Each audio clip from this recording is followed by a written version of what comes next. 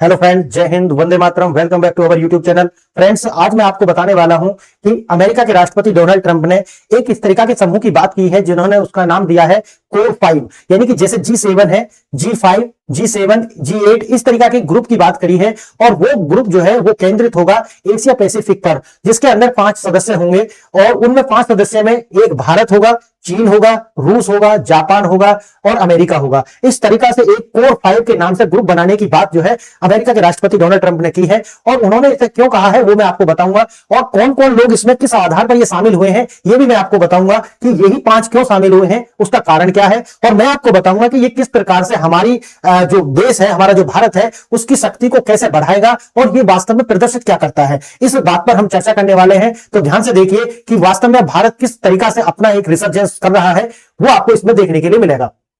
Trump जो है उन्होंने कोर 5 का एक विजन दिया है। कोर 5 जैसे कि G7 मैंने आपको बताया है, उसी तरीका से G7 की जगह एक नया शक्तिशाली वैश्विक समूह बनाने पर ट्रंप का एक प्रस्ताव आया है।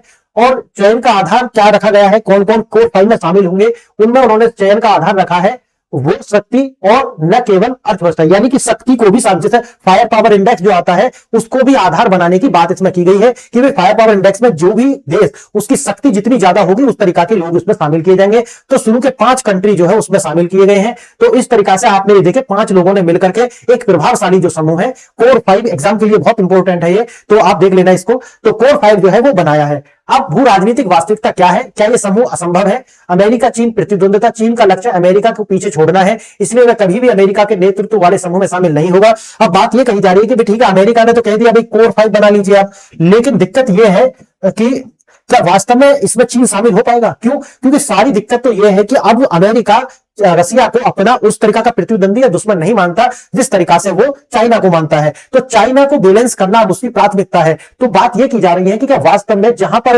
अमेरिका है या अमेरिका का कोई प्रभुत्व वाला ग्रुप है तो चाइना क्या उसमें शामिल होगा, ये बड़ा सवाल है। क्या यह संभव है कभी बन पाना, उस पर हम बात करेंगे। भारत के लिए अमेरिका पाकिस्तान संबंध एक चुनौती है। अब भारत के लिए, क्योंकि दूसरा इसमें भारत है, तो भारत के लिए भी बहुत ज्यादा महत्वपूर्ण हो जाता है कि जहां अमेरिका का जो डबल स्टैंडर्ड देखने के लिए मिलते हैं कि एक तरफ तो वो आतंकवाद को खत्म करने की बात करता है और दूसरी ओर जो है 686 मिलियन डॉलर की जो है वो मदद अमेरिका को जो है पाकिस्तान को देता है, ताकि सिंदूर, ऑपरेशन सिंदूर के अंदर जो जो उनको क्षति हुई है उसको वो कंप्लीट कर सके। और एक रिपोर्ट आई थी जिसमें बताया गया था कि लगभग $2 बिलियन के जो है हथियार जो है वो अमेरिका ने पाकिस्तान को दिए हैं। तो ऐसी भी रिपोर्ट आई थी। तो क्या वास्तव में भारत अमेरिका के ऊपर विश्वास कर सकता है और इस कोर 5 में क्या वो पाकिस्तान यानी कि अमेरिका के साथ जा सकता है? ये एक चुनौती है। और दूसरा है भारत की स्वतंत्र विदेश नीति। अमेरिकी दबाव के बावजूद रूस से रिकॉर्ड तेल आयात करना भारत की सुरक्षा को दर्शाता है। इसलिए अगर कोर 5 में शामिल होने के लिए अगर भारत को कोई और शर्त माननी होती है तो क्या भारत इस ग्रुप में शामिल हो पाएगा? इस पर हम बात करने वाले हैं और देखते हैं कि वास्तव में ये बन पाएगा या नहीं बन पाएगा, और अगर बन पाएगा तो भारत को उससे क्या क्या फायदा होने वाले हैं ये हम देखेंगे। तो आइए देखते हैं।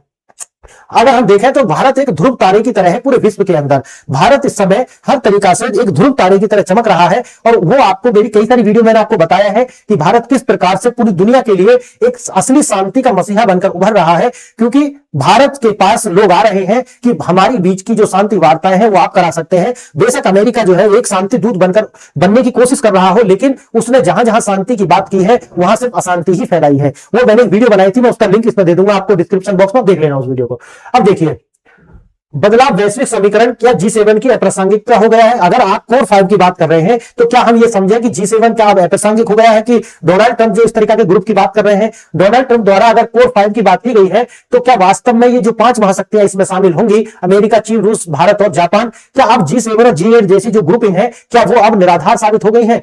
क्या आर्थिक आकार के बजाय वास्तविक शक्ति और प्रभाव पर केंद्र होगा आगे आने वाले समय में? यही बात देखना होगा। क्योंकि जो G7 G8 है वो आर्थिक शक्ति के ऊपर बनाए गए हैं। वास्तव में जो फायर पावर इंडेक्स जैसे जो इंडेक्स आते हैं जिनमें देश की जो शक्ति दिखाई जाती है कि उसके पास आर्मी की पावर क्या है, यानी कि हार्ड पावर क्या है, तो वो क्या इसमें शामिल नहीं है। और क्योंकि कोर 5 में उसको शामिल किया गया है, ये दोनों जो जैसे G7 और कोर 5 है वो दोनों अलग अलग तरीका की भूमिका निभाएंगे, ये आने वाला टाइम बताएगा। ट्रंप का मानना है कि यूक्रेन युद्ध जैसी वैश्विक समस्याओं को हल करने के लिए पुराने जो समूह है वो प्रभावी नहीं रहे हैं। इसलिए हमको एक ऐसा समूह बनाना होगा जो आने वाले समय में जो दुनिया में होने वाले युद्ध हैं उनको जो है ना होने दे, अगर हुए हैं तो वहां पर शांति लाए। ये पावर से ही आता है। आप समझते हैं ना कि पावर से ही शांति आ सकती है। एक कोट आपने सुना होगा कि जब तक शक्ति नहीं होगी आप शांति की भी कोई गुंजाइश नहीं रहती। उदाहरण के लिए अगर भारत के पास न्यूक्लियर पावर नहीं होती तो क्या चाइना हमें शांति से जीने देता? नहीं जीने देता। इसीलिए शक्ति ही शांति की जननी है, आप ऐसे कह सकते हैं। अब क्या है, अब यह है कि इसके अंदर, क्योंकि आपने देखा होगा और पढ़ा भी होगा इसके विषय में कि जो यूएनएससी है यानी कि जो यूनाइटेड नेशन की जो सिक्योरिटी काउंसिल है उसके अंदर 5 स्थायी सदस्य हैं। और वो जो 5 स्थायी सदस्य हैं, जब से द्वितीय विश्व युद्ध के बाद ये संस्था बनी उसके बाद से इसने पूरी दुनिया में ना तो कोई युद्ध खत्म किया, ना पूरी दुनिया में शांति स्थापित करने के लिए कोई कार्य किया, क्योंकि उनको है 5 को वीटो पावर। जब भी कोई मामला आता है उनमें से एक वीटो कर देता है, वो मामला वहीं की वहीं खत्म हो जाता है। इसलिए अब ऐसा कोई संगठन हो जो कि एक अनौपचारिक संगठन हो, लेकिन वास्तव में उसके पास में एक शक्ति होनी चाहिए जो विश्व में आने वाली किसी भी युद्ध को जो है आसानी से टैकल कर पाए या उसको शांत कर पाए। इसीलिए दुनिया की 5 महाशक्तियां हैं, या तो चीन है, या तो संयुक्त राज्य अमेरिका है, भारत, रूस और जापान। इनको पूरी दुनिया में शांति स्थापित करने के लिए इनके पास शक्तियां हैं। और अगर कोई किसी तरीका से, यानी कि अगर बात से मानेगा तो सही, नहीं तो फिर ताकत से भी मनाने की ये पांचों की पांचों क्षमता रखते हैं। इसलिए इन 5 को आया। अब देखते हैं कि क्या है। अब संयुक्त राज्य अमेरिका है, उसके पास क्या शक्ति है? 28 ट्रिलियन की इकोनॉमी है, वैश्विक वित्तीय और सैन्य महाशक्ति है। चाइना जो है लगभग 18 से 20 ट्रिलियन की जो उसके पास शक्ति है, यानी कि विश्व की दूसरी सबसे बड़ी अर्थव्यवस्था है। भारत जो है 4 से 5 ट्रिलियन की सबसे बड़ी तीसरी अर्थव्यवस्था है। और भारत वैश्विक और शक्ति का विशाल बाजार और जनसंख्या के आधार पर देखा जाए तो भारत भी एक महाशक्ति की तरह ही है। उसके बाद में आप देखेंगे कि तुलनात्मक रूप से अर्थव्यवस्था में छोटी है रूस, लेकिन ऊर्जा जो है और उसके पास 6000 प्लस परमाणु हथियार है, यानी कि जो फायर पावर इंडेक्स है उसके अकॉर्डिंग अगर देखा जाए तो रशिया एक महाशक्ति है। और जापान जो है वो प्रौद्योगिकी और नवाचार में बहुत आगे है। इसलिए इन 5 को एक साथ लाया गया है और कोर 5 की जो अवधारणा डोनाल्ड ट्रंप जो है बनाने का प्रयास कर रहे हैं। अब देखिए, भारत नई विश्व व्यवस्था का अनिवार्य केंद्र, वैश्विक कूटनीति, अर्थव्यवस्था, प्रौद्योगिकी, सैन्य शक्ति और जनसंख्या। इस तरीका से ये 5, अभी तक तो 5 कंपोनेंट्स है पूरी दुनिया के। अब भारत एक प्रमुख वैश्विक शक्ति के रूप में स्थापित हो चुका है, जिसे किसी भी वैश्विक शक्ति समूह द्वारा अनदेखा नहीं किया जा सकता। क्योंकि भारत जो है यूएनएससी में भी अपनी सदस्यता के लिए बार बार जो है कई साल से प्रयास करता रहा है और कहता रहा है कि हमें भी यूएनएससी में लाइए। मैं उसके लिए अलग से भी बता चुका हूं, अगर भारत यूएनएससी में आ भी जाता है तो भारत के अपने लिए तो फायदा होंगे, लेकिन इतने फायदा नहीं होंगे कि वो कुछ अमूलचूल परिवर्तन कर पाए। उदाहरण के लिए, अगर भारत को यूएनएससी में शामिल कर भी लिया जाता है तो भारत चाहकर भी आतंकवाद को खत्म नहीं कर सकता, समझ गए। लेकिन हाँ, इतना जरूर है कि अगर शक्ति आएगी तो शांति भी उसके साथ ही आएगी। आर्थिक शक्ति है दूसरी, तीसरी सबसे बड़ी अर्थव्यवस्था है। रणनीतिक स्वायत्तता, भारत अपनी स्वतंत्र विदेश नीति रखता है और उसका पालन करता है, जो किसी भी एक गुट के दबाव में नहीं आता। और कोर 5 जैसी किसी भी संरचना की व्यवहार्यता के लिए भारत का उसमें शामिल होना जो है बहुत ज्यादा जरूरी है। अमेरिका विरोधाभास, दबाव और साझेदारी के बीच भारत। अब एक और तो जो अमेरिका है वो हम पर 50% का टैरिफ लगा रहा है, दूसरी ओर वो हमसे साझेदारी की भी बात कर रहा है। ट्रंप प्रशासन ने भारत के सामानों पर भारी टैरिफ लगाया है। अमेरिकी उम्मीद 2-3 महीने में नरेंद्र मोदी घुटनों पर आ जाएंगे, ऐसा वो सोचते थे, लेकिन हुआ इसका उल्टा। भारत की अर्थव्यवस्था पर कोई खासा असर नहीं पड़ा, क्योंकि 35% की जो छूट पर हमें जो रशिया है वो क्या है, तेल प्रोवाइड हमें वो करा रहा है। और कुछ हमने जो है अपने यहाँ पे जो जीएसटी है उसकी दरों को कुछ कम किया और हमने अपनी अर्थव्यवस्था को इस जो 50% टैरिफ है इससे कहीं तक बचा ही लिया है। भारतीय उत्पादों पर 25% टैरिफ जल्द ही कम होने की जो संकेत है वो डोनाल्ड ट्रंप दे रहे हैं कि मैं आपको 25% यानी कम कर दूंगा, 50 में से आपको ऊपर 25% टैरिफ लगेगा। भारत की आर्थिक मजबूती और रणनीतिक दृढ़ता ने अमेरिका को अपनी रणनीति पर पुनर्विचार करने के लिए मजबूर किया है। भारत का रणनीतिक कवच, रूस की अटूट साझेदारी, अमेरिकी दबाव, 25% टैरिफ। अब क्या है, 25%, 50 है हमारे पास में, तो वो कह रहे हैं कि मैं आपको 25% की छूट दे दूंगा और अब आपके पास जो रहेगा टैरिफ वो 25% रह जाएगा। 35% रियायत पर हमने रूस से क्या खरीदा था, तेल, और हमने कुछ अपनी जीएसटी में एडजस्ट करके हमने जो 50% का इनका जो टैरिफ था उसको न्यूट्रलाइज कर दिया। भारत ने रूस से अब तक का सबसे ज्यादा तेल आयात किया, जो अमेरिकी अपेक्षाओं को विपरीत था। अमेरिका नहीं चाहता ना कि हम तेल खरीदें रूस से। अमेरिका पाकिस्तान के विशेष संबंध है।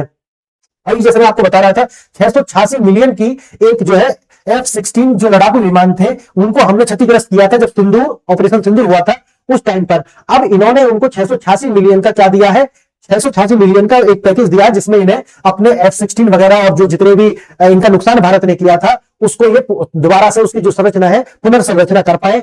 अब एक ओर तो पाकिस्तान जो है हमारा जो दुश्मन मुल्क है उसको अमेरिका जो है सह दे रहा है, और दूसरी ओर जो है भारत के साथ ऐसे संबंध बनाने की कोशिश कर रहा है कि आप कोर 5 में आइए। तो आप सोचिए, जो खुद एक आतंकवादी देश के साथ है वो आतंकवाद जैसी समस्याओं को कैसे निपटाएगा और कैसे ये भारत की जो समस्या है उनको सुलझा पाएंगे। तो कहीं ना कहीं हमारी और अमेरिका के बीच की जो भेद है वो कहीं ना कहीं देखने के लिए मिल रहे हैं। तो कहीं ना कहीं ये जो कोर 5 है ये बनेगा या नहीं बनेगा, आने वाले समय में देखा जाएगा। और बनेगा तो क्या इसी फॉर्म में होगा जिसमें अभी हम विचार कर रहे हैं, या अमेरिका द्वारा भारत पर दबाव बनाने के लिए पाकिस्तान को एक मोहरे के रूप में, जो मैं हमेशा से कहता रहा हूं, क्योंकि पाकिस्तान जो भी कुछ है, चाहे तो उसके पास न्यूक्लियर पावर या जो भी उसके पास F-16 या F-35 जो भी कुछ है, वो सिर्फ और सिर्फ अमेरिकी एसेट्स है। पाकिस्तान उसको चाहकर भी यूज नहीं कर सकता किसी के खिलाफ, ना भारत के खिलाफ। सिर्फ वो भारत को बैलेंस करने के लिए अमेरिका ने रखा हुआ है। अब ये है ध्रुव जयशंकर, इन्होंने कहा है कि पाकिस्तान को दी जा रही अमेरिकी सहायता का उपयोग भारत के खिलाफ आतंकवाद के लिए किया जाएगा। यह अमेरिका पाकिस्तान सेना के जो संबंध है वो भारत अमेरिका के संबंधों को चुनौती दे रहे हैं और हमारे जो रिश्ते हैं वो खराब होंगे, ऐसा इनका मानना है। क्योंकि ये भी एक अमेरिकी थिंक टैंक में काम करते हैं। प्रोपोगेंडा और आंतरिक संकट, पाकिस्तान की वास्तविकता, fake propaganda, the war of that happened online. Pakistan ने एआई का उपयोग करके समुद्र में ऐसे बहुत सारे उस टाइम में प्रोपोगेंडा चलाए थे कि जैसे हमने भारत की पनडुब्बियों को डुबो दिया है, हमने भारत के जो है जो फाइटर प्लेन है उनको गिरा दिया है। वो सब सिर्फ ऑनलाइन चल रहा था, बाकी उनके बस की कुछ भी नहीं था। सिंध प्रांत में हिंदू महिलाओं को जबरन धर्मांतरण, ये पाकिस्तान के अंदर हो रहा है।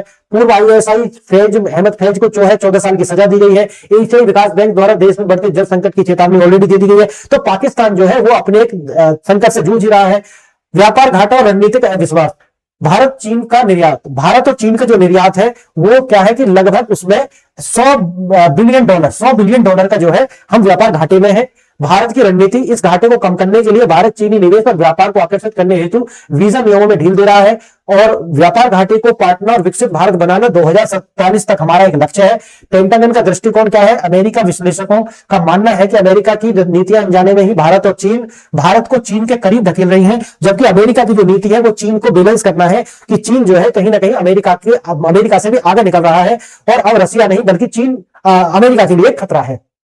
अब देखिए उभरता हुआ गठजोड़, पाकिस्तान, अजरबैजान, तुर्की का एक नया रणनीतिक गठजोड़ बन रहा है। इसके ऊपर मैंने वीडियो बनाई है किस प्रकार से पाकिस्तान और अजरबैजान और तुर्की को बैलेंस करने के लिए भारत ने एक चाल चली है, उसका भी मैं लिंक आपको प्रोवाइड करा दूंगा, देख लेना आप उसे। भारत की जवाबी कदम, आर्मेनिया को पिनाका हमने दिया है, साइप्रस के साथ हमने अच्छे संबंध बनाए हैं, जॉर्डन और ओमान जो है मध्य पूर्व में महत्वपूर्ण साझेदारों के साथ हमने जो है संबंध स्थापित किए हैं। अब भारत का आर्थिक गुरुत्वाकर्षण, निवेश का महासागर। अब भारत में जो इस तरीका की जो बड़ी बड़ी कंपनियां हैं, the great Indian tech gold rush के नाम से जो है वो बिलियंस डॉलर का जो निवेश है वो भारत में कर रही है। तो यह दिखाता है कि भारत किस तरीका की अर्थव्यवस्था है और पाकिस्तान कितना कमजोर होता जा रहा है। और पाकिस्तान जितना कमजोर होगा वो कहीं ना कहीं अपने लोगों को गुमराह करने के लिए कहीं ना कहीं आतंकवाद को और आगे बढ़ाएगा, जो कि भारत के लिए एक समस्या पैदा कर सकता है। तो अब हम ये देख रहे हैं कि अमेरिका जो कर रहा है कि भाई कोर 5 में आप शामिल हो जाइए, तो अमेरिका जो है ना सिर्फ अपने हितों को साध रहा है। भारत का कोर 5 में शामिल होने से या नहीं होने से बहुत ज्यादा भला है नहीं, क्योंकि